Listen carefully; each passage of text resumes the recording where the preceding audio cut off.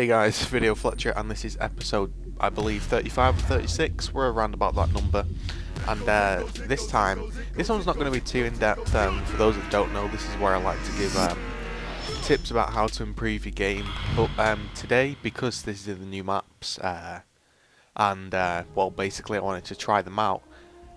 This is one of the first ranked matches I played. I've played some quick match, but I thought I'd play some ranked alpha because if anyone doesn't know my opinion, Warzone and Execution shouldn't be mixed because 5 Warzone players play completely different to 5 Execution players.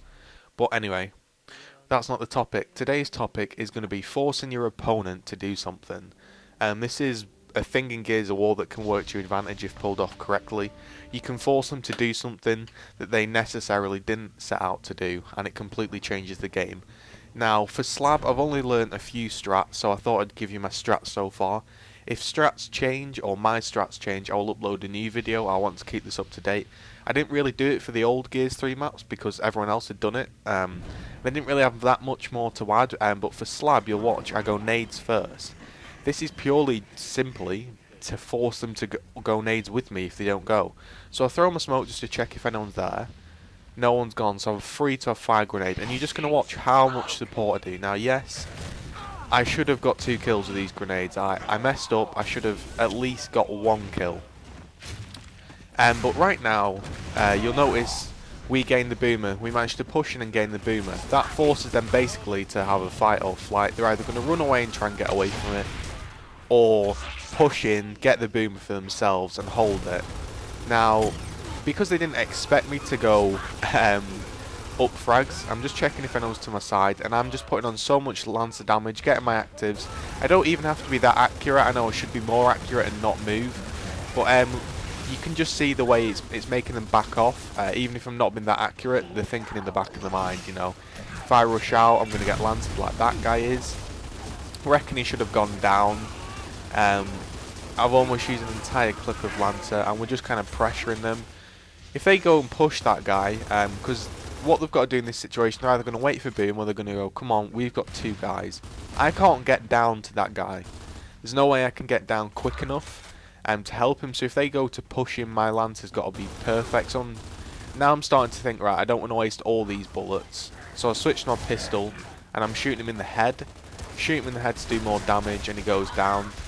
And I call out that he's down, but we still don't want to push in, so we get the angle. You notice there he's flanked around, and we get the angle. And they both go down.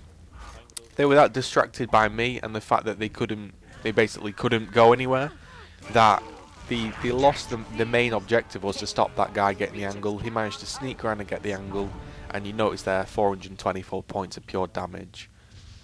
And this round, I'm pretty sure they're going to stop me, so already I've switched their game up. They didn't want to go to grenades, but I've forced them to go to these grenades, and you're going to watch now. 2 people have gone grenades, 3. So I'll call out that there's 3 gone to grenades, and I have to fall back. There's no way I can't now. Switch, and a blind fire there. I was a bit lucky to get away with it, but the reason I blind fired was because I didn't have time to lance him down or anything. And if I'd have hard aimed out, he would have downed me as well. If I got away with a blind fire, as you see there was no chance of trading.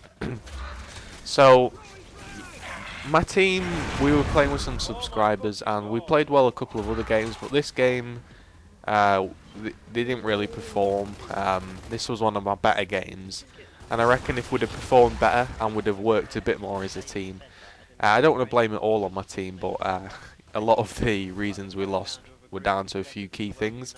It's not the actual individual, it's the way we played. You notice there, I forced 3 people to go frags. And I called out that he's going to try digger him. And you notice he picked up the stun. I said, don't go near him, he's going to stun you. He didn't listen to me, because I don't think he had a mic in. You notice there, this is where he gets the ink, okay? And I say, he's going to stun you. He's going to stun you and push you. So I'm getting around a wall so he can't really get that stun. And he does. He stuns him and pushes him. So this forces me into a 2v1 that I really shouldn't have been in. I get him down, now focus on the new guy.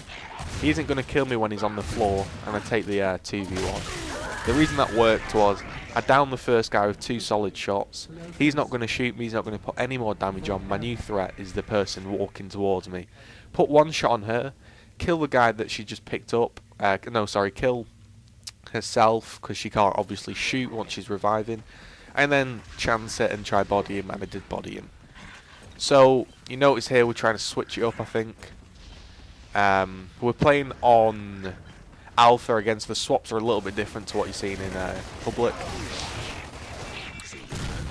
Again, the key thing here is we should have the boom shot now. I messed up here. Watching this back, you'll notice there was about a split second where, if we play it back, we go ahead and decide to push the boomer because we're 2 rounds up and we think, you know, if we completely switch it up, we should be okay. So we start off this round and we split it up. And you notice I changed my mind. That slowed me down. Usually you should get it right, but obviously I didn't know this map very well. We smoke it out, so this should be, our team should be smoked out. We all push in as one. This here, right, I get through. I shouldn't have waited there. But here no one's looking at me and I should have grabbed the boomer there. I would have now had a boomer. Now I'm not saying I would have clutched it. I may have got one more kill and here I just land from down. But yeah, I could have took the boomer. But my team weren't really winning the 1v1s, so it was tough to even get a win out of this. It has got a really good ending, this game. That's one of the reasons I'm using it. But also, it just shows that just by me going to grenades, they are never going to give up grenades again. So basically, they're always sending one guy grenades no matter what. So our team should be thinking, if we all go boom, or if we manage to take our 1v1s, then we should be fine and we should secure the power weapon. This move here I liked. You notice here I down him through the smoke, and I just track it on him, and push in there, and the nice ink grenade comes in, and we mop up. But yeah, I know the speed that a character walks at, and because he's stunned, he can't run. So I just move my aimer and carry on shooting at the exact speed that a character would walk. And you know, I downed him, and it was pretty simple. But yeah, some people may have backed off, but I knew where he was going to walk and the speed he would walk. Now this move I like. Ricochet it off the wall, and boom. I knew he was going to run there. I called it out. I said I'm going to ricochet this, and he fell for it. If I'd have thrown it in the open, he would have rolled back. But off the wall, he wasn't quite expecting it. It caught him off guard, and it worked. We're 3-1 up now, and we should be able to kind of mop this up pretty simply. Again, I'm going nades. This is my job. I've decided that my role this game is nades. Now, all I'm doing is trying to hold them up. They have got nades because I can't really push in that situation. That would be a bit too risky. This guy on the right is doing nothing, to be honest. He's not in the boom fighting for the boomer, and he's also not at grenades helping me. So it forced me to push. And you may think he's got incendiaries. Why push? Well, the thing is, as you've seen, if I don't clear them out of the frags, then they will just mow the boomer down, and we've got no chance. So they've now gone ahead and got the boomer. So what I would have liked my team to do is, once I'd forced them to go to frags, is just to purely all rush the boomer, smoke it out, maybe get an ink in there, rush the boomer, and try and take your 1v1s. And it may have worked out. But you know, so we've got some guys going 1 and 5. I don't really like to look at KD because Matt quite a few of the times was left on his own. And that's what I mean, the team just needs to go together. So this time I tried the ink grenade route. I'll be honest with you, I didn't know where the ink grenade was. I kind of missed where I was running to and thought, oh well, I'm here now, I may as well pick up the boomer. The ink, sorry. Because one of the things you've got to do, and I died there, that was just a stupid death. I slid into the digger because I thought I could have hopped over cover, but it didn't let me. Yeah, you'll notice that what I tend to do is, if I pick the wrong route, I make the best of a bad job. You know, I've gone the wrong way, well I may as well get an ink grenade that might be useful, rather than saying I've gone the wrong way, damn, this round's over. So again, my ink grenade stunned them. We know there's more people going frags, but again, we're not taking that power weapon. I'm reluctant to go to the power weapon myself because, well, I want to go grenades. That's my role for this game, basically. You've got to think when you're playing, what is your role? If you stick to a role, it's pretty simple. I'm the nade guy. I'm going to put on a lot of suppressing fire. and that's pretty much it. I'll take my 1v1s if they arrive, but I'm not going to put myself in a 1v1 situation if I can avoid it, because I'm the support guy. I want to help out my team. So we're all just seem to be running in random directions. Now, I haven't told them to go boom, but you know, I thought it'd be quite obvious. But I'm stunned now, so I just go ahead and take right hand side advantage. So I've got the right hand side in her, and I know she's not looking at me. So this is where I take my 1v1s. The reason I took it there was because she had a Lancer out. So not only was she not looking at me, but she had a Lancer out, so I could easily go and push with the shotgun. Now I'm in a 3v1. And I like this play by me. Doesn't quite work out, I don't think, but we're calling out where he's going. I'm just trying to single them out to get them each in a 1v1. Now I know he's chasing me, so I'm not wasting these fire grenades. If he weren't running in a straight line, if he was doing the wall bounce, I wouldn't have wasted that. So again, we're calling out, and I did get a really bad call out, I think, and no one was telling me where the boom shot was. Now my whole issue, when you're trying to clutch it, is who is your main threat. Now for the moment I thought there was only one guy left. You'll notice I'm just looking at him.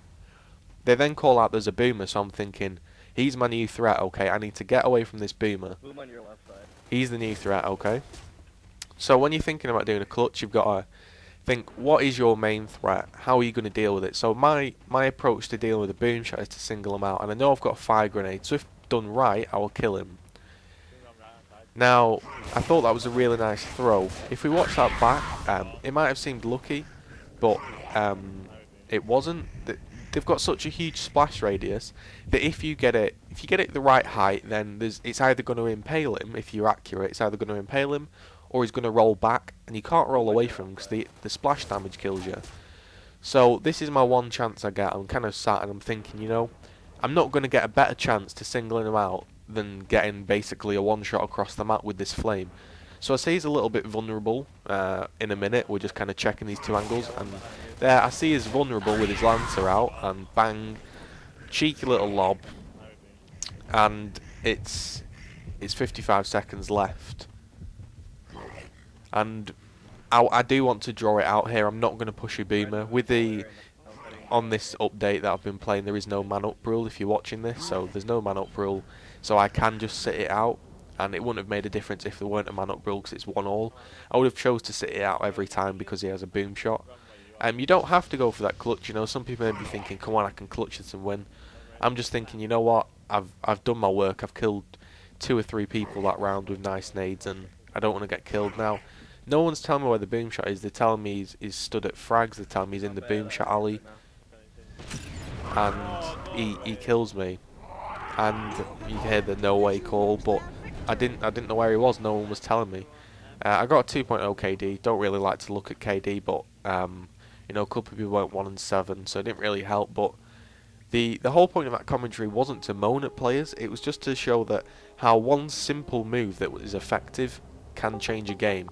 If I hadn't gone nades that round, we probably all would have ended up fighting over boom shot for 4 rounds, and it would have been very close.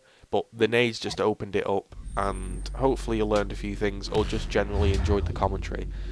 So that was the new map, Slabs. I think that's my personal favourite map, but I do quite like depth. So yeah, it will be my opinions on depth after this one. So thanks for watching.